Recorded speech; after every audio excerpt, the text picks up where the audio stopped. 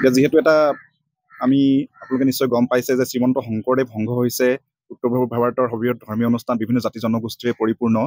আমি সৰুৰে পৰা দেখি আহিছোঁ যে শ্ৰীমন্ত শংকৰদেৱ সংঘই বিভিন্ন জাতি জনগোষ্ঠীৰ সম অধিকাৰৰ ক্ষেত্ৰত শংকৰদেৱ সংঘই মাত মাতি আহিছে। আৰু আমাৰ নিজৰ সমাজখনতে দেখিছোঁ বিভিন্ন জাতি জনগোষ্ঠী আমাৰ সমাজলৈ আহিছে। আমি সকলোৱে একেখন ভালতে খাইছোঁ, একেটা ৰান্ধনি ঘৰতে ৰান্ধিছোঁ, আমি সকলোৱে একেটা নামঘৰতে নাম প্ৰসংগ কৰিবলৈ সুবিধা পাইছোঁ ইয়াৰ জৰিয়তে।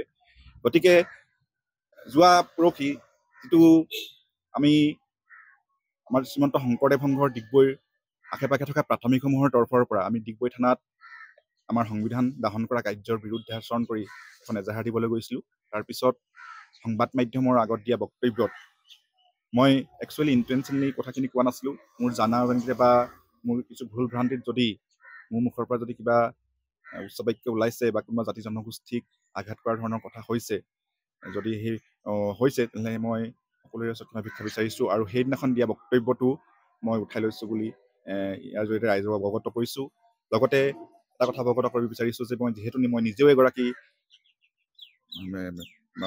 অন্যান্য পিছপৰা শ্ৰেণীৰ যুৱক, OBC শ্ৰেণীৰ যুৱক, আৰু লগতে মোৰ নিজৰ পত্নী হিচাপে মই কৈৱৰ্ত সম্প্ৰদায়ৰ ছোৱালীজনীকে বিয়া পাইছোঁ। গতিকে এই ক্ষেত্ৰত মোৰ কোনো ধৰণৰ হেৰিয়ে থাকিব নোৱাৰে যে মই কোনো কৈৱৰ্ত সমাজক মই উপলুঙা কৰিম।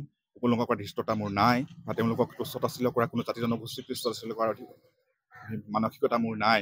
গতিকে ইয়াৰ জৰিয়তে যদি প্ৰকৃততে মই কথাখিনি কওঁতে যদি সঁচাকৈ যদি কাৰোবাৰ অন্তৰত আঘাত লাগিছে বা কোনোবাই এই ক্ষেত্ৰত জাতিগত ক্ষেত্ৰত কোনোবাই যদি আঘাত পাইছে, মই সকলোৰে ওচৰত ক্ষমা প্ৰাৰ্থী।